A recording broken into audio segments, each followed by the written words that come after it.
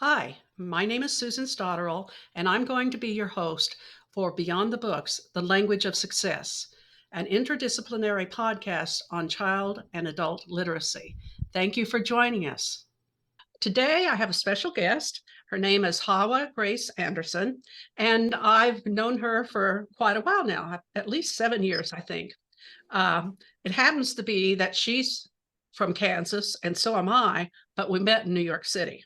She is originally from Sierra Leone, which is, if you don't know that, which probably most Americans don't know where it is because our geography is not our strong suit. It's on the southwest coast of the upper half of Africa before it goes down to the bottom part. Anyway, Hawa, can you tell me about the terrain where you lived and your village and what it was like? And you were there till you were about 12? Um, I lived in a small village in Sierra Leone with my siblings and my dad, my mom, and my uncles in one house. We share a house. I watch my siblings while my mom and dad goes to the farm. We grow all of our food. School, I didn't go to school that much. Was there a community school or not? Everybody just worked. There's a community school at my grandma's house, usually where I go during the school year for a little bit, but not that much because I'm helping my mom taking care of my siblings. So we have that. But basically, girls are usually not allowed to go to school because they mostly get married and have kids. So school for girls is not that popular. I mean, now it's developed and a lot of girls are going to school now. But when I was young, girls going to school wasn't that popular. Your family is still there. Yes, I have my two sisters and my one brother who I stay in contact with WhatsApp and Facebook. And my two sisters, my brother keeps me update with them. So that's how I'm able to know how they're doing and what's going on. We are going to get to the literacy part, but I want to talk about how you got here, and because I want the background about what a culture shock it was when you got here, coming from this little tiny village in the middle of a brutal war, 3 coups d'etats, and you end up in the middle of white Kansas. Not speaking a word of English. Yes, very culture shock. So how I got here to the US was through medical treatment because my hand was amputated during the war back in my country in Sierra Leone.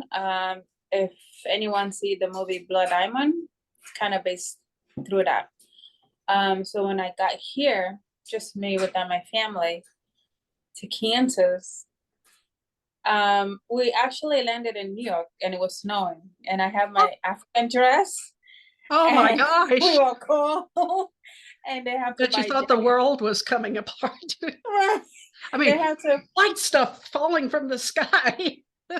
yes, they have to get jacket for us because we don't know about snow. In Africa, we don't have snow. We close by the equator where it's always hot or warm. Yeah. So seeing snow for the first time was, speaking of culture shock, was a really eye-opening for that. And New And then, York City going in, you right, come in through JFK, I assume, yeah, uh-huh. which And is then a nightmare. oh yeah, I remember it was a lot of people and it was chaos and it was just like, okay, we must be in America then. It was interesting because we were in Toronto once, and the Toronto airport is so much more ethnic. You see people coming from all countries in their natural clothes. And it's so funny because when people land here, they're pretty much always dressed Western. Yeah. And but you see, the big really elaborate, beautiful clothes, big headdresses, and these beautiful prints. So it was Yeah. like I sat there and just watched everybody walk by because I was close to where people were getting out Yeah. of customs. So, all right, now I guess we should get to what we're going to talk about, but it's fun to talk about this. All right, so you had your surgery, which I can really sympathize with because I had surgery on my thumb, and it's painful. There's no question about that. Yeah, because you have so many nerves and stuff. Right. But you found a very loving family. Right. You were very lucky, and they really took good care of you, and still do. Yeah. Now, you said I believe when we were talking before, you told me you spoke a Creole, which was a combination of French, English, and it was it Creese? Is Let that me see. so? I did a little homework because I knew nothing about Sierra Leone. There's actually 18 or 19 ethnicities there. Right. And you were which one? Okay, Right. yeah, even that's kind of one of the majorities, but it's Yeah. still a small percentage because they're so divided up. It's one Right. of the Yeah. larger ones. And what Yeah. I didn't know too is that the country now is predominantly Muslim, but there's a very strong Christian sect, and they really work together to not have conflict, which is pretty, I guess probably because they had so much conflict before, they don't want it anymore. So Right. Yeah. that's terrific. Mhm. So one of these days you're going to plan to go back. I mean, for a Yes. visit. Yeah, I'm hoping for visit. I'm getting there, getting therapy and working on myself. So when I go, it won't be so hard to Right. meet Yeah. people. And you're interested in I'm being very personal with you because I know that you are interested in telling your story. And one of Mhm. the reasons I want to talk in my literacy podcast, I want people to understand when you are not literate, what it does to a person. It's not just you're poor or somebody looks down on you, it's how you look on yourself. And can you tell me a little bit about that? So after I got here, I got the surgery. I was lucky enough to be adopted, and during that time, my birth mom passed away by snake bite. So I stayed with the Wayland's family who adopted me. I started middle school with no English, not be familiar with the culture and food.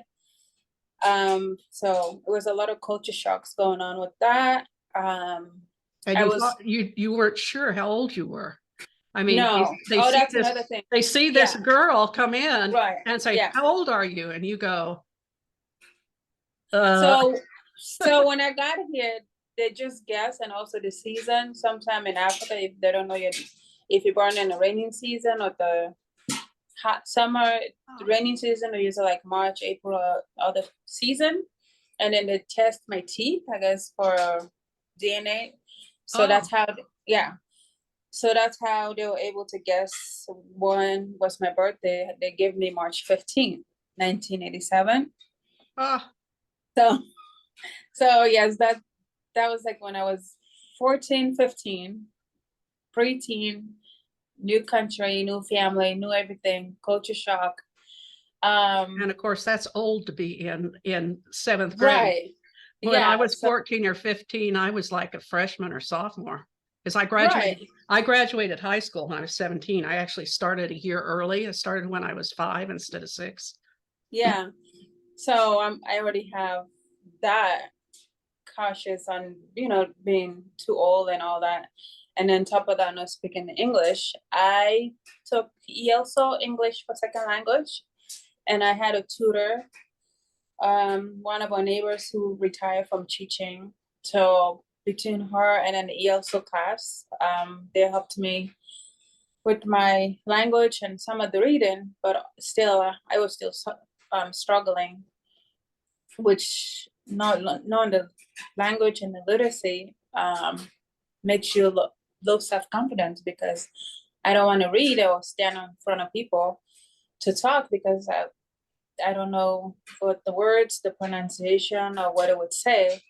So that brings my low self-confidence down, and don't want to read or do anything. So Tell that's me about how you'd feel if somebody asked you to read, like if they ask you to read something in class. I'm assuming that they're um teaching you the English that they make you read out loud. Yeah, with the ESL class, they do, and I feel comfortable with that because half of the kids there are from other country, and they don't speak the language. But when I go to regular classes, when they ask me to read, I get nervous because all of them seem to know what they know, and I usually get shaky and sweaty and just nervous, like I don't want to read. Like Yeah. a little panic attack.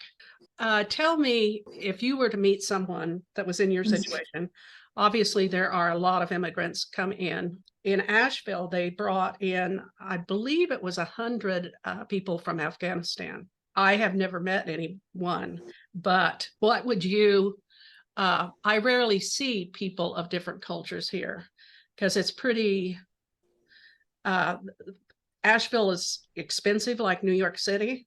So the people who have no money live further out, so you, and because it's a car culture, you don't see people going on the car, taking the train, which is where you meet most people in New York Right. City. Most of my friends I met standing waiting for the train, Yeah. like after a rehearsal or something. Yeah. Yeah.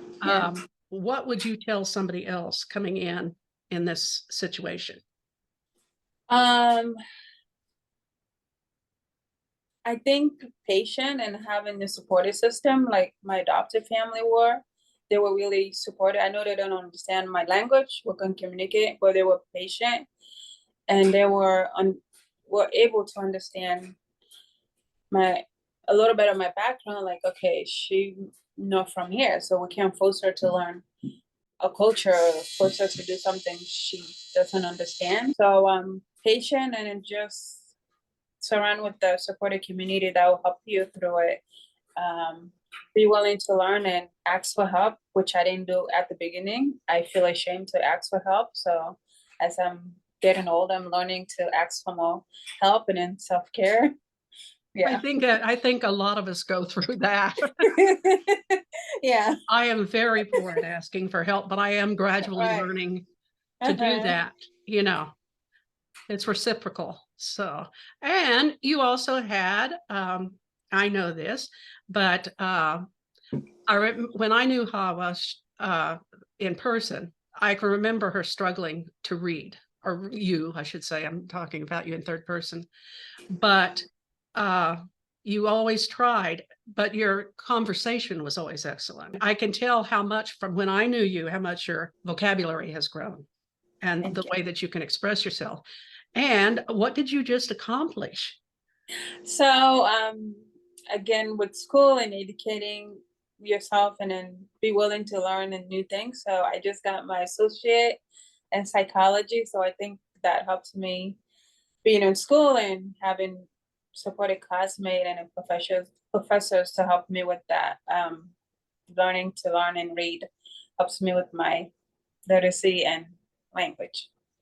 That's great. I'm really Yeah. proud of you. Thank you. Do you think you'll go on and get a bachelor's or? I'm hoping, but right now, since we just moved back to Kansas, we're just gonna take it easy day by day, get adjusted with a new place and a new job, and I'm hoping to start a family. So, and then hopefully I'll go back to get my bachelor. Oh, that'll be Yeah. nice. I should mention that you still teach preschool, right? Yes, I teach preschool little kids, which I love. They keep me on my toe and very excited. We just started the new year here in Kansas, so last week was a very nice, active, and chaos week. So And I think it's probably nice for the kids too, because they see somebody from a different culture, right, yeah, yeah, because, yeah, in my little town when I was growing up, everybody was the same. yeah, The idea that you could, and the one thing is, I think, important, and this is part of literacy because there's literacy about understanding culture. That's one of the yeah, literacies. And I think that when you're in a homogenous um, territory or community, you're afraid to be different because everybody is like, you're supposed to be a cookie cutter, right, not be, and, so that there are just so many types of literacy because we're not talking about you just learning to read. mm-mm, no, That's the very beginning of it. Like when you have two cultures or three cultures or more come together, some things that one culture does is insulting to the other culture, and they take Right. offense at it. And if people do not talk to each other, really talk, then you don't ever learn, oh, that's why they do that. Or, you somebody would do something, you say, well, that's just plain rude. Like, Mhm. how close you stand together, like a Japanese culture or Korean, you're supposed to bow, and there's certain order of things, and you wouldn't know any of that. Is there anything else you'd like to say? Well, thank you, and I hope we could do this again, and hopefully I be able to write my book or something to tell my Yes. story. Yes, I wanted to talk about that before we sign off. Um, Yeah, Hawa would like to tell her story. yeah. I think she's opening to speaking on other podcasts or perhaps in person.